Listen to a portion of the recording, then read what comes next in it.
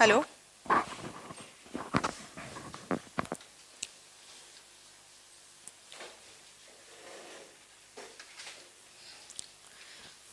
So friends, I am Dr. Tanu Jain, presently posted in Ministry of Defence. So I gave my paper, my civil services with philosophy 3 times. And every time I scored good. So just to establish my credibility, I am telling you that I scored good each time. So starting, so you all have philosophy optional. So who are second timers for philosophy? Or everybody is a first timer? All of you are first timers. Okay.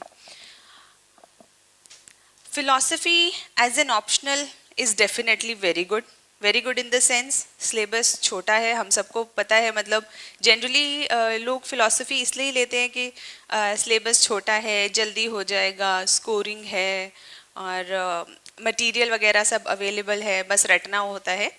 ये तो है ही, ये सब advantages philosophy में है ही. इसके अलावा जो फिलॉसफी की नॉलेज है वो आपको दूसरे पेपर्स में भी बहुत हेल्प करती है, खास करके एस्से और ethics. Essay is a big chunk, ethics is a big chunk. उसके बाद आपका जो रह जाता है वो जीएस ही रह जाता है. तो आप जो इसके थिंकर्स हैं, जो आप यहाँ पे पढ़ेंगे, उनको बिल्कुल फ्रीली यूज करें अपने बाकी पेपर्स के अंदर भी. डोंट थिंक कि हम लास्की का नाम ना लिखें. लिखो आप लास्की. सबने थोड़ा थोड़ा पढ़ रखा है फिलॉसफी या नहीं पढ़ रखा है? थोड़ा थोड़ा पढ़ रखा है या थोड़ा थोड़ा ही पढ़ रखा है? Okay. So I'll show you my notes.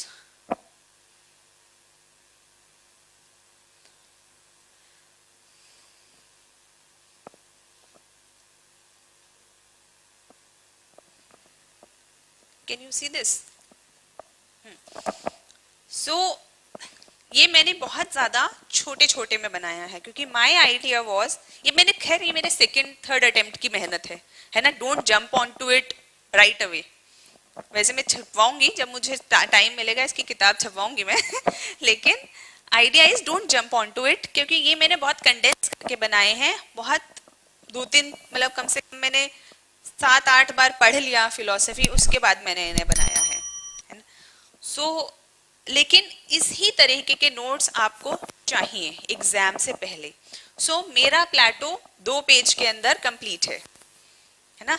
अगर मैं आपको एक छोटा सा आइडिया दूं, I don't want to teach you the subject, but how I revised it या मैंने नोट्स को किस तरीके से बनाने की कोशिश की है, that I will show you. सबसे पहले ये प्लेटो है. इनकी थ्योरी कौन सी है? डॉक्ट्रिन ऑफ आइडियाज है. प्लेटो ने कौन सी बुक से लिया है? अब देखो, this is an addition, you generally don't find it in usual philosophy notes. कहाँ से लिया है? उन्होंने फीडो, रिपब्लिक और फेडरस से लिया है.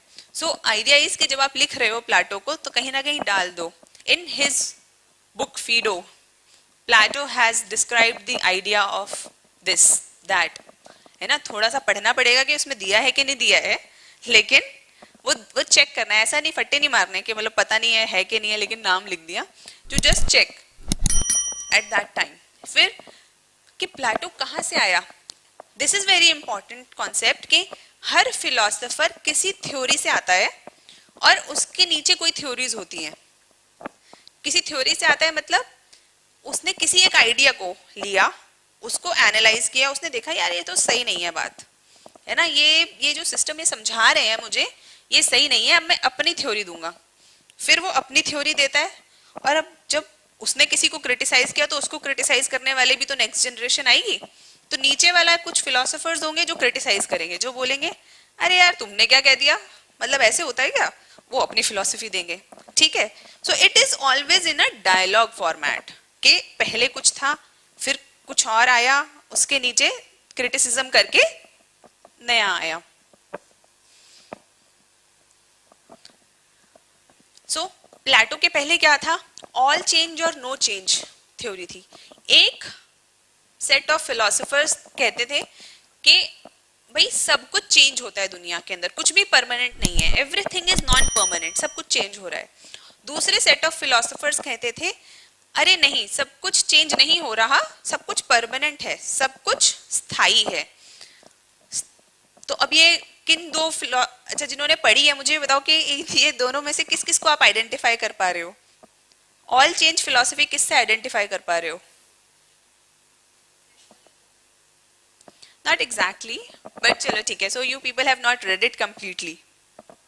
ओके, सो ये यहाँ से इसने प्लेटो ने बोला कि ऐसा भी है कि चीजें चेंज भी हो रही हैं और ऐसा भी है चीजें स्टैटिक भी हैं. जैसे ठीक है, एक पेड़ मरता है, दूसरा उगता है, नया बनता है, फिर एक पेड़ मरता है, लेकिन जो कॉन्सेप्ट ऑफ पेड़ है वो स्टैटिक है. ठीक है, तो यानी कॉन्सेप्ट नहीं मर रहा, लेकिन इंडिविजुअल पेड़ मर रहे हैं. समझ आया? सो ऑल चेंज किसको देख रहा था? वो ऑब्जेक्ट्स को देख रहा था कि एक पेड़ आता है, फिर वो मर जाता है, फिर नया पेड़ आता है, वो भी मर जाता है. So everything is non permanent according to them. लेकिन कॉन्सेप्ट ऑफ पेड़, concept of tree, that is static. पहले भी वही ट्री थी, बाद में भी वही ट्री है, ये आगे ट्री का कॉन्सेप्ट स्टैटिक है. So this is all change and no change. जब इसको प्लेटो ने मेटाफिजिकल डुअलिज्म में सिंथेसाइज किया, उन्होंने बोला दो टाइप के वर्ल्ड हैं, perceptual world and transcendental world. उन्होंने कहा परसेप्चुअल वर्ल्ड में चीजें मरती हैं, खत्म होती हैं, इमॉर्टल होता है, सब कुछ टेम्पररी होता है. लेकिन जो हमारा ट्रांसेंडेंटल वर्ल्ड है वहां पे कॉन्सेप्ट्स रहते हैं. जैसे कॉन्सेप्ट ऑफ ट्री, यानी ट्रीनेस कहाँ रहता है? ट्रांसेंडेंटल वर्ल्ड में. उसी की रेप्लिका या कॉपी नीचे ट्री बनकर आती है और वही ट्री मरती है, करती है, लेकिन उसका कॉन्सेप्ट सेम रहता है. ठीक है, तो इस तरीके से जब आप उसको थोड़ा सा स्टोरी फॉर्मेट में पढ़ोगे तो यू विल रियलाइज के it is just a story, you know, simple. आपको पता चल रहा है कि उसने ऐसे सोचा, उसने ऐसे सोचा, ये ऐसे आया, और यही लिखना है बस पेपर में, है ना. अब इसी को अगर आप बहुत डिफिकल्ट करके पढ़ने की कोशिश करो, रटने की कोशिश करो, देन आपके लिए वो मुश्किल भी बन जाएगा और आपको वो चीज समझ भी मुश्किल से आएगी, है ना. तो इसको स्टोरी टाइप्स आपको इवेलुएट करना है. उसने क्या क्या आर्ग्यूमेंट्स दिए? उसने बोला भाई ये कॉपी थ्योरी है, फिर लोगों ने बोला कॉपी थ्योरी के अंदर तो ये परेशानी है, फिर इम्प्रेशंस थ्योरी आई. तो मतलब बहुत एकदम जिसे कहते हैं फ्लो में चलती हैं सारी थ्योरीज. सो नोट्स भी आपको कोशिश करने चाहिए इफ यू लाइक कि इस तरीके के,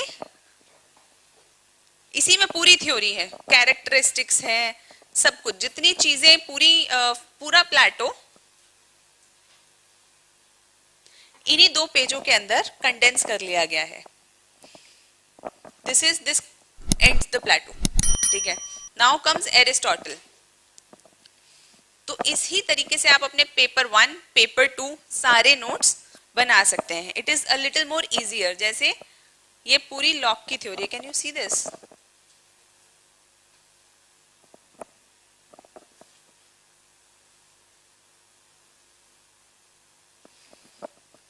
सो आइडिया इज कि अपने नोट्स बना लो जो आपको समझ में आए, है ना, जिनसे आप रिलेट कर सको, और वो इस फॉर्मेट में हो जिस फॉर्मेट के अंदर आपको सीक्वेंस याद रहे. मतलब ऐसा ना हो कि अगर आपसे पूछा जाए कि अरे भाई कैरेक्टरिस्टिक्स ऑफ प्लेटोज आइडिया बताओ, या फिर एरिस्टोटल ने प्लेटो को किन बातों पे क्रिटिसाइज किया वो बताओ. सो आप एकदम, आपको लगे एक पॉइंट याद आए सबसे मेजर वाला, लेकिन आगे का याद ही नहीं आ रहा. वो याद इसलिए नहीं आ रहा क्योंकि आपने एक ही को ज्यादा फोकस करके दिमाग लगा के पढ़ा, बाकियों को आपने सोचा मैं याद कर लेता हूँ, है ना. तो उस कारण से ये प्रॉब्लम आती है.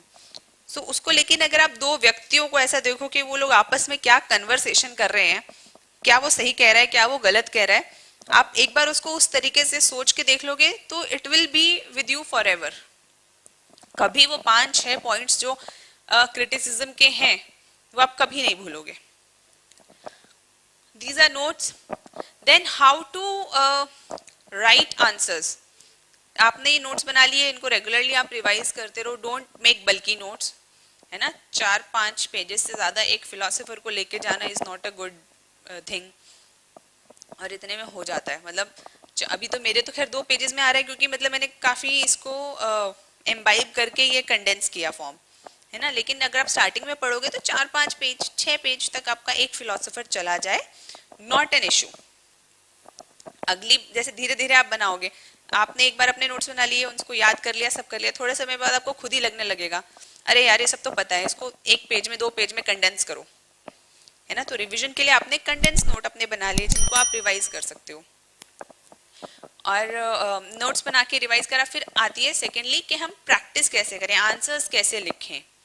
सो आंसर्स लिखने के लिए बट आई सजेस्ट कि एक रजिस्टर बना ले, पेपर 1 पेपर 2 का, या फिर 2 रजिस्टर्स बना ले, आधा आधा करके 4 पोर्शन के रजिस्टर्स बना, 4 पोर्शन हो आपके पास बेसिकली 2 रजिस्टर्स में। तो उस एक पोर्शन जैसे पेपर 1 है, उसके अंदर जो भी पास्ट ईयर के क्वेश्चंस हैं वो लिख लो, ऊपर क्वेश्चंस की हेडलाइन लिख के, देयर इज पेन,